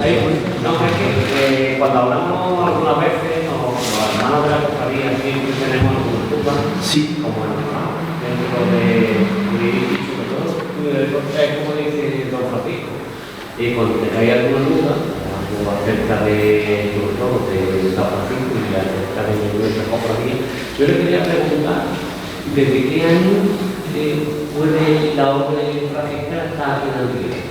¿Qué año no? Antes hemos hablado de 1500. ¿De 1500? 1500. Hemos hablado de 1500, sobre todo dice, yo mantengo como dato, 18 de septiembre de 1500, los Reyes Católicos daban licencia mediante real cédula. Eso no significa que ya fuera habitado, pero ya hay una constancia de una real cédula en la cual la ciudad tiene que ceder terreno donde los religiosos puedan construir su monasterio. Y luego ya no tengo otra constancia documental hasta 1515, donde se dice que ya gran parte del monasterio está terminado. Y siempre hemos tenido otra duda, que yo lo hablaba muchas veces con Antonio y con David, y ¿por qué en el altar mayor nuestro, si está orden franciscano, sí, ¿por qué tenemos que ir a dominicos? Ah, sí, exacto. Es que no es franciscano, llamamos la Eso es. Mire, normalmente la orden franciscana y dominicana nacen en momentos muy paralelos, muy paralelos. Es verdad que son dos órdenes mendicantes que irán confluyéndose, sobre todo la parte de la conventualidad, irán confluyendo en una identidad, pero cada una tiene su identidad. Pero no pertenecen al tiempo. Pero todos los conventos franciscanos, normalmente todos los conventos franciscanos, el retablo mayor tiene a los dos fundadores. Todos los dos fundadores. ¿Y los dominicanos? También. Los dominicos también. Aquí está. Exacto. Daos cuenta. Siempre se cederá al invitado el lugar privilegiado que es la derecha. Claro. ¿Por qué? Porque Cristo está sentado a la derecha del Padre. Por eso el lugar privilegiado siempre es la derecha. Pero ojo, la derecha no del espectador, porque ustedes están viendo al contrario, su derecha, a su derecha está Don Francisco, pero la derecha que prima en un retablo es la derecha de la imagen. Y aquí, mi hermano. Por eso, en las iglesias franciscanas, Santo Domingo estará siempre a la derecha y San Francisco a la izquierda. Y en las iglesias dominicanas viceversa. Ustedes vayan, por ejemplo, a los dominicos de Cádiz y verán San Francisco y Santo Domingo. ¿Pero por qué? ¿Por qué llegaron Porque a hay... con lo mal que se llevaban a veces? Bueno, porque eso fue una relación de amor-odio. las mejores familias tienen sus relaciones, ¿Por qué llegan a decir vamos a hacer esto? ¿Por qué llegan a decir esto? Bueno, todavía existe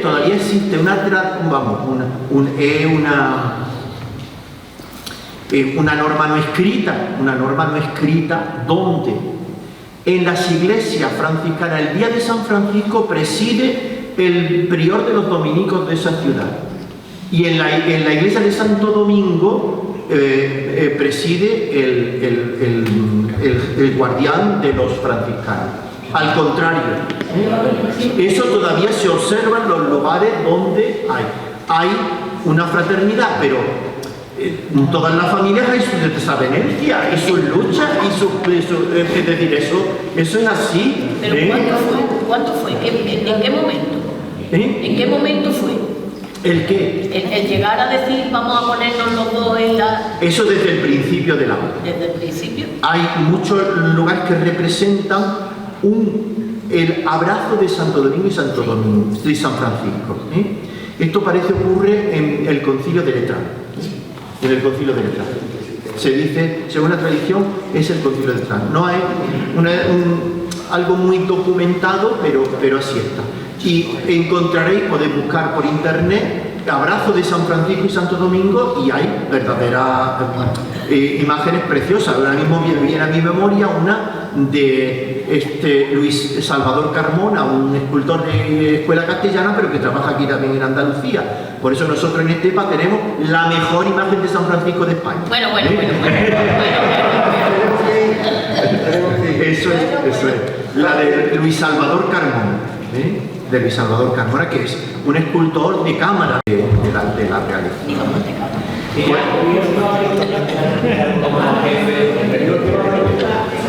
¿Qué vinculación tiene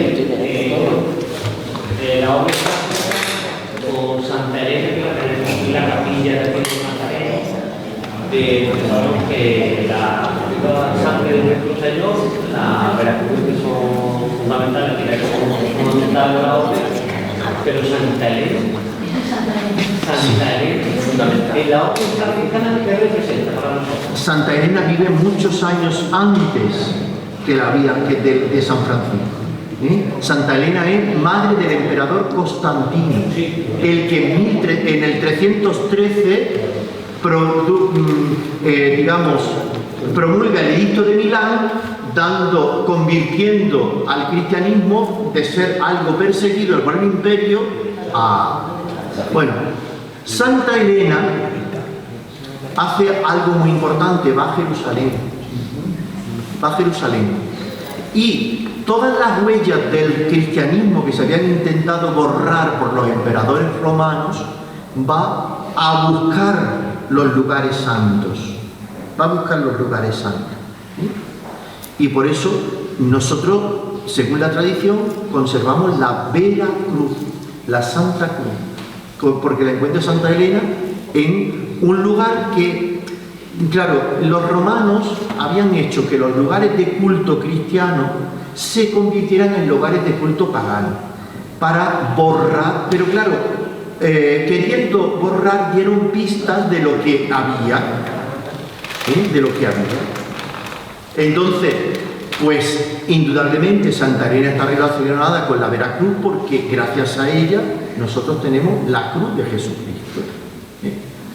La cruz de Jesucristo, que se parte, bueno, había una gran parte en Jerusalén, luego ya se fue llevando por muchos lugares. El trozo más grande, ¿sabéis que está aquí en España? En un lugar que fue benedictino y hoy franciscano, Santo Toribio de Liébana, en Santander. Santo Toribio de Liébana tiene el trozo más grande que se conserva de la cruz de Cristo.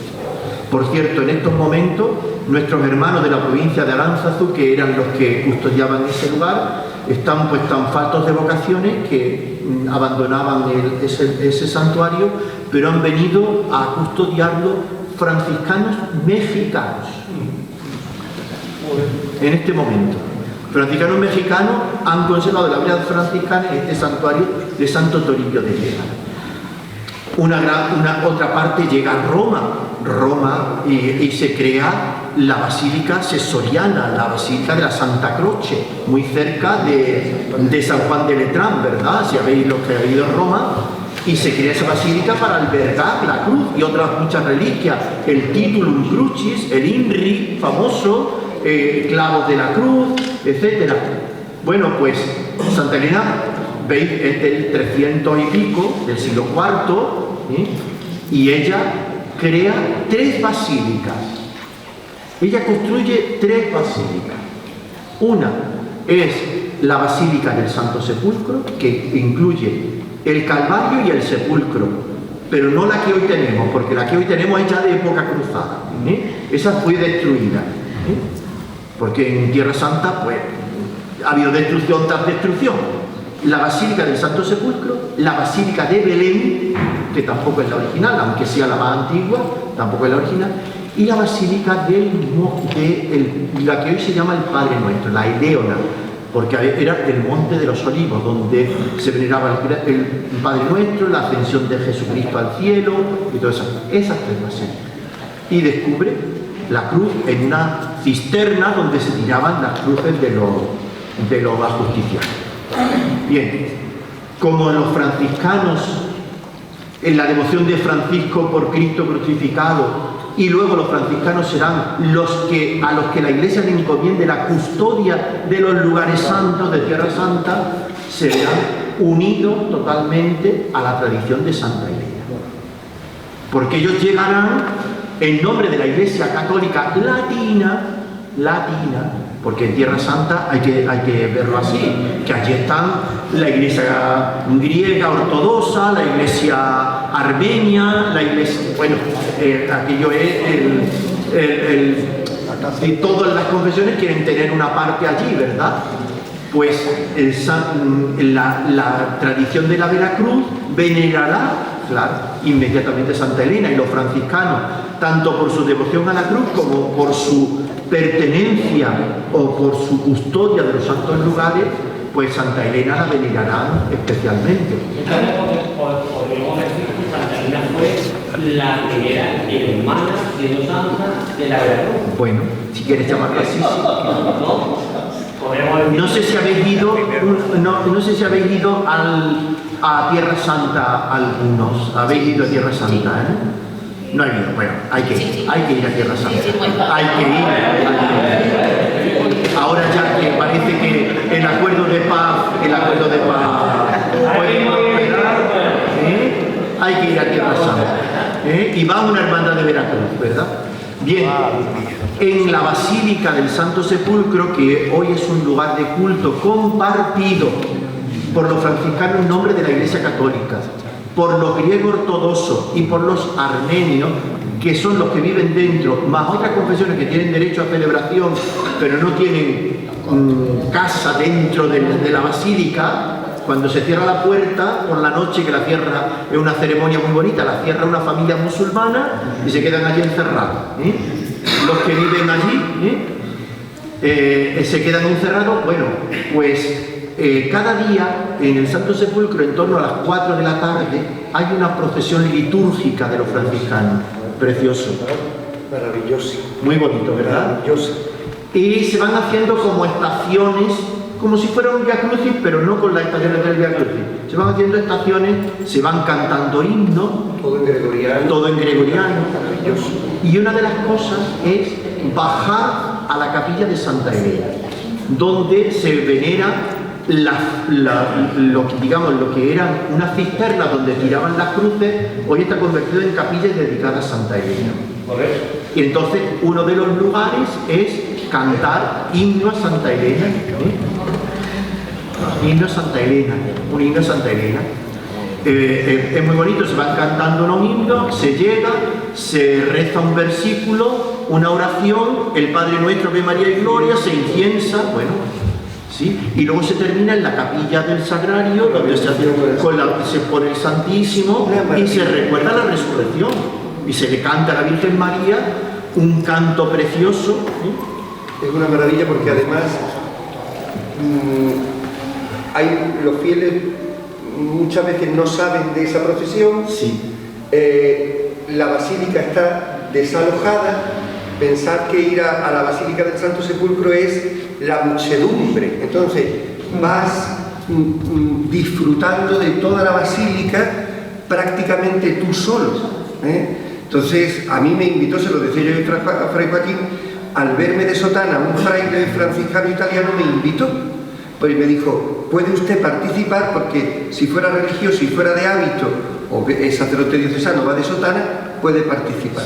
Sí. Si fuera de clériman no podría participar. Sí, la costumbre, sí, normalmente es un cortejo que se hace de fraile y todos los que lleven hábito talar, es decir, eso es. Todos los demás se colocan, van peregrinando como detrás. Van detrás. Yo así no podría ir. Detrás del preste, del que preside, van detrás acompañando esa procesión, pero detrás, no formando parte del cortejo. Y bueno, es una procesión muy recomendable. Yo me emociono mucho cada vez que voy, nunca me la he perdido, ¿no? Siempre he procurado estar uno de los días en la procesión y acompañarla. La vida en el Santo Sepulcro es muy sacrificada, porque hay obligación de esa procesión y esos lugares, porque se pasa por lugares. Allí la basílica está dividida en lugares de culto. Unos pertenecen a los latinos, otros pertenecen a los griegos ortodoxos. Y entonces, no en todos los lugares se puede, por ejemplo, celebrar la misa católica, sino solamente en los destinados. Dentro del Santo Sepulcro se puede celebrar la misa católica a unas determinadas horas. ¿Por qué? Porque es un lugar que a otras determinadas horas tienen culto los griegos y si tú te has pasado, ellos pasan arrasándolo todo, ellos no tienen como pase.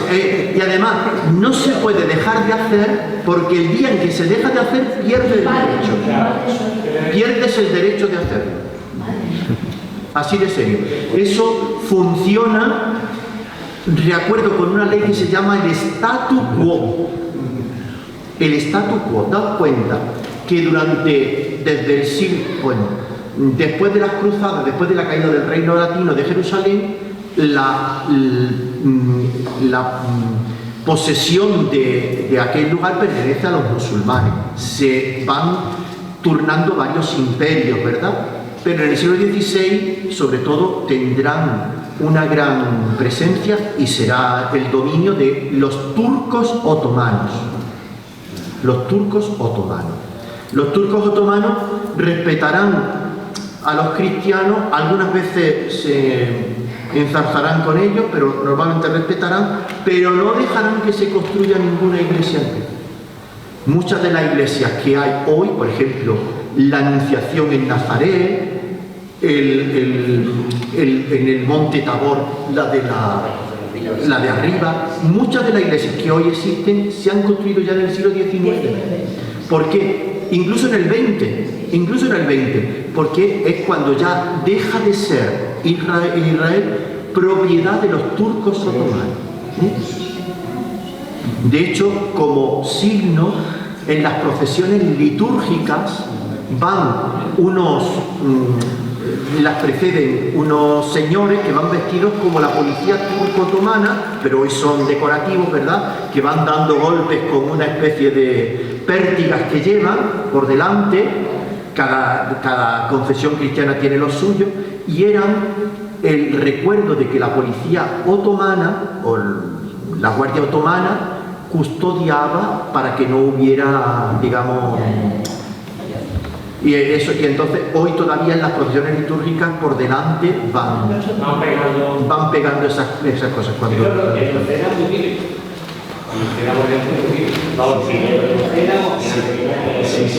sí. ¿Qué más preguntas? Que yo sepa contestar. No, yo simplemente quería decirle que a mí me ha tocado la lotería hoy,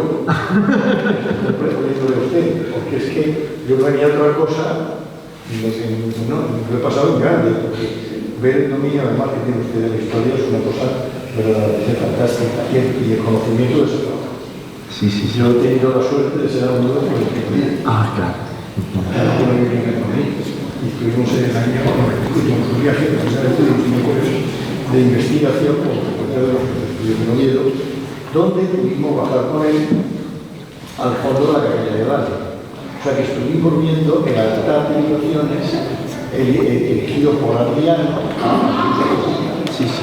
la zona de la griega de la roca, precisamente. Pudimos ver todo eso con todo detalle. Mi primer viaje a Tierra Santa fue, digamos, el guía fue Florentino Díez. Y por supuesto él ha hecho su gran tesis sobre la capilla de Adán, que está debajo del Calvario. Lo que quita luego por verlo.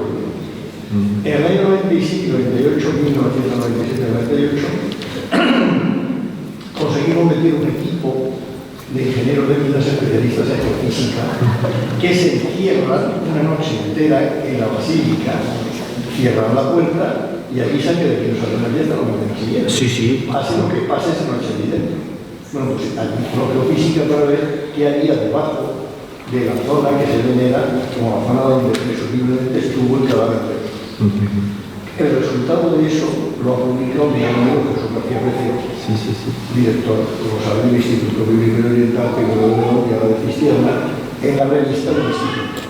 Y ahí vimos que no en la zona donde se dice aquí estuvo el cadáver de Jesús, sino delante, en la zona donde está ese templete ortodoxo, que a mí me parece espantoso, con tanta lamparita y con tanta historia, bueno, pues ahí precisamente se ven los restos, la posible red de drenaje que había en la primera cámara de la persona. Sí. Luego el cuchillo, bastante serio. Sí, muy serio. Hay mucha seguridad de que eso sea, mucha seguridad. La cual está del Gólgota, lo hace más serio. Sí. Luego la peseterapia de la opción en medio. Sí. Eso es muy importante, porque según lo que nosotros vemos por otro lado, estudiando el lienzo de Oviedo, resulta que nos sale que cada vez estuvo grabado. Exacto. Durante una temporada. Pero claro, eso es una temporada que decir, es un trabajo de horas. Sí. Todas esas cosas se van pasando. Entonces, claro, eso es una cosa muy emocionante de ver que el apoyo histórico, digamos, es en este momento muy serio, es algo que se disfruta así. Eso es importante porque nos da la idea de que Jesucristo no es un mito que nos hemos creado, es un personaje histórico, en unas coordenadas históricas y en un tiempo y una historia que nos transmiten los evangelios, que aunque tengan mucho de teología, tienen una serie de datos y base histórica que no se han inventado, no se han inventado. Tengo que decirle, en la Basílica del Santo Sepulcro, cuando se cierra hacia las 7 de la tarde, depende de la hora, de las 7 de la tarde hasta las 4 de la madrugada, todas las noches está permitido a un pequeño grupo que apuntan las tres confesiones que se quedan dentro, encerradas. Ahora tienen que aceptar que se quedan encerradas hasta que se abren a las 4 de la mañana, que es la hora de apertura. Es la hora de apertura. Se quedan durante la noche. Yo lo he hecho una vez y para mí ha sido el disfrute mayor. Porque normalmente la basílica suele tener un gentío tremendo, a veces unas colas impresionantes para entrar al sepulcro, para entrar en el Calvario, para tocar la piedra del Calvario. Bueno, mientras que esas horas de la noche son las horas donde... Yo lo que pasa es que me he quedado en el tiempo de Cuaresma, los domingos de Cuaresma, los sábados, del sábado al domingo, los franciscanos hacen una vigilia y se abre más temprano. Se hacen una vigilia especial de Cuaresma en el rezo del oficio de lectura, ampliado, con una procesión alrededor de la edícula del Santo Sepulcro. Curiosamente, es el único sitio de la iglesia donde está permitido cantar Aleluya en Cuaresma. El único sitio. ¿Por qué? Porque esas vigilias terminan con una evocación de la resurrección de Jesús, si se lee el Evangelio de la Resurrección. Y es el único sitio donde en una antífona que se canta alternando con el Benedictus, pues una antífona gregoriana, se canta Aleluya. Es el único sitio de la Iglesia Católica donde se puede oír Aleluya en Cuaresma.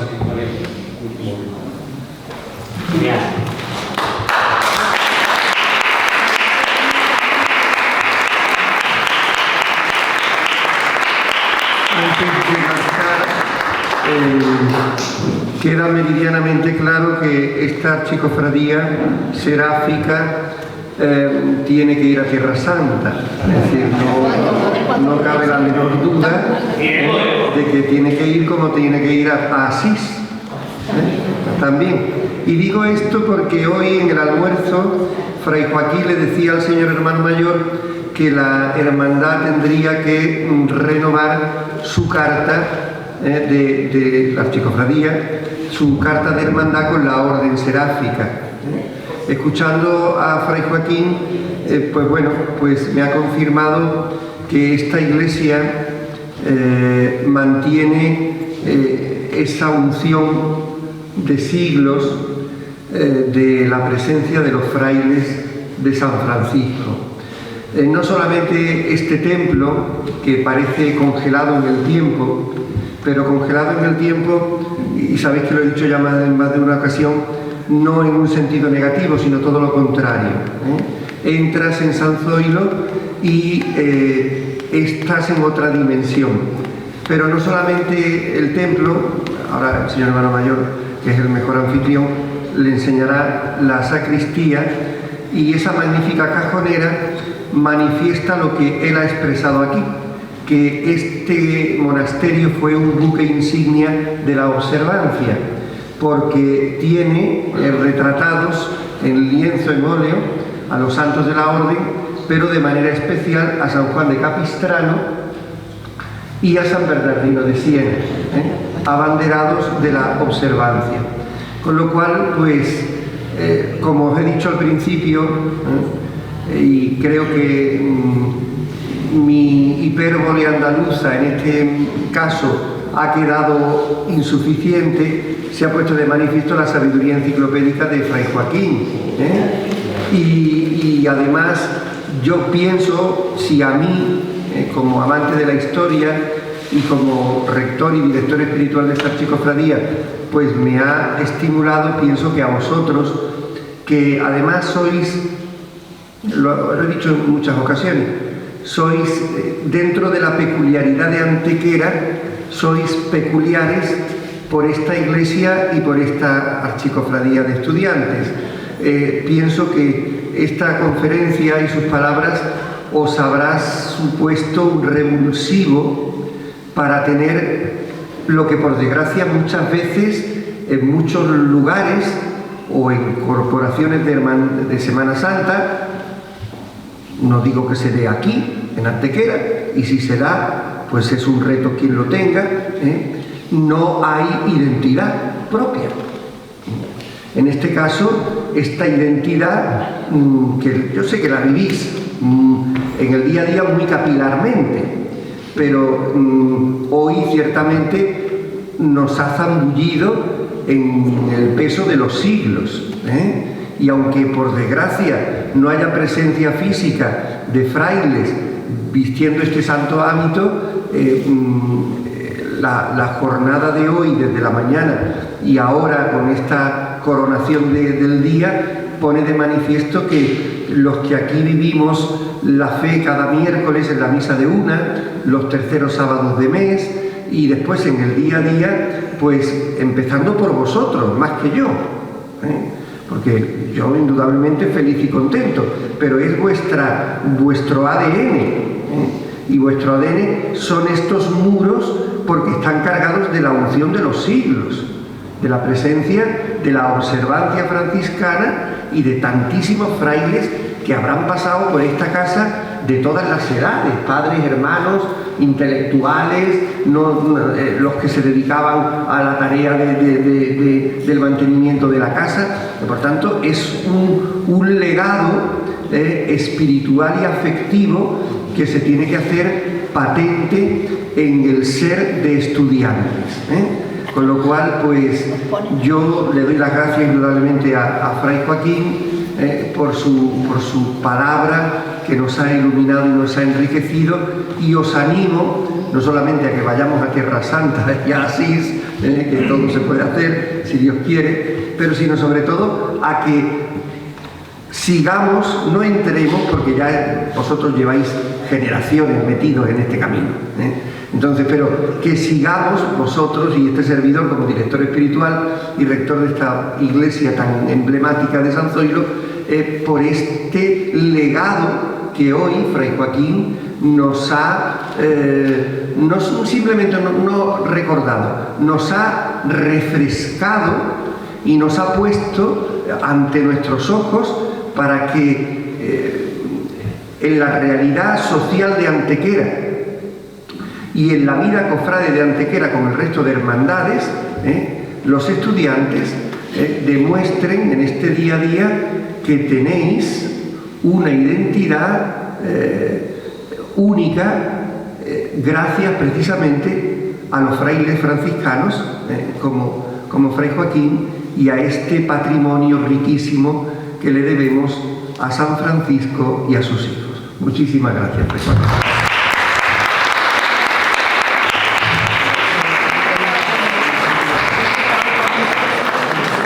Antes que el hermano mayor concluya, simplemente una palabra de agradecimiento, por supuesto, a la hermandad, y también veo a unas hermanas franciscanas, porque vivimos esta comunión carismática, ¿verdad?, que yo también quiero resaltar por esa presencia. Me ha alegrado mucho que estéis. Hay algunas casas en las que tenemos una muy estrecha colaboración, en concreto en Sevilla, en esa barriada de Palmete, donde ellas tienen una casa y nosotros llevamos la parroquia, ¿verdad?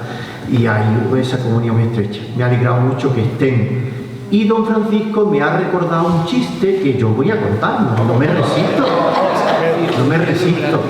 Cuando él ha hablado de la multitud de franciscanos que aquí habrán pasado y que se han dedicado a tantas cosas, desde el que ha sido superior, el que ha sido doctor en teología, o desde el que ha sido el que barría los claustros, el que limpiaba, el que cocinaba, el que pedía limosna por las calles, ¿verdad? Pues se cuenta de que esto, sin ánimo ninguno, se cuenta que Alfonso XIII fue a visitar un convento en Madrid de los jesuitas, y por donde iba pasando, le iba diciendo: aquí tiene a este padre que es doctor en lenguas orientales, aquí tiene este padre que es doctor en Sagrada Escritura, aquí tiene este padre que es doctor en historia, doctor en ciencia. Y ya Alfonso XIII se iba quedando, pues, y de repente pasó por allí un hermanito que venía de la huerta y dice, y le dijo Alfonso XIII al jesuita que le acompañaba, ¿y este hermano es que es doctor? Y le contestaron ellos, lo tenemos destinado a mártir del Japón.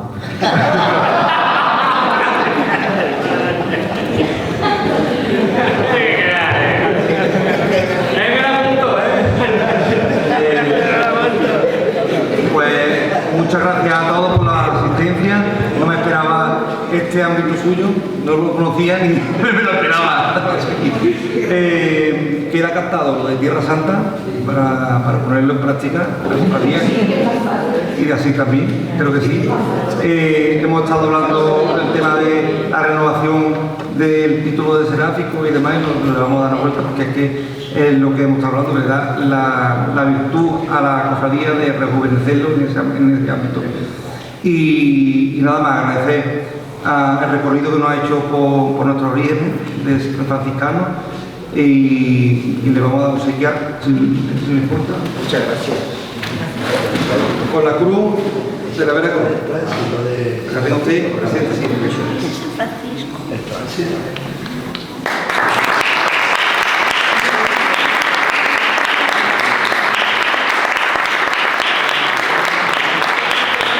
Y por último, agradecerle a don Francisco el hecho de que ha hecho el enlace tan grande para traernos a Fray Joaquín aquí esta noche.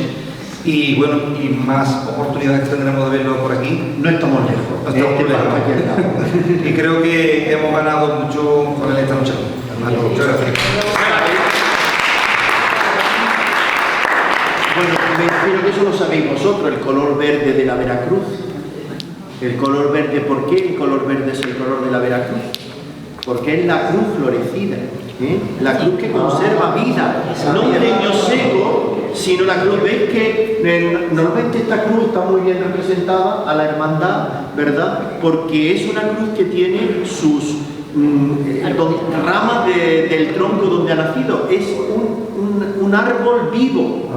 Para nosotros la Veracruz es un árbol vivo, y un árbol vivo tiene el color verde, ¿verdad? Ese es el color por el que la Veracruz se identifica con ese color verde, porque no es un leño muerto, sino un leño que tiene mucha vida y da vida.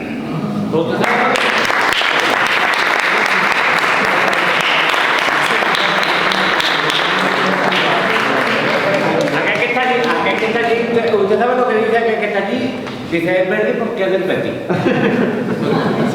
Muchas gracias.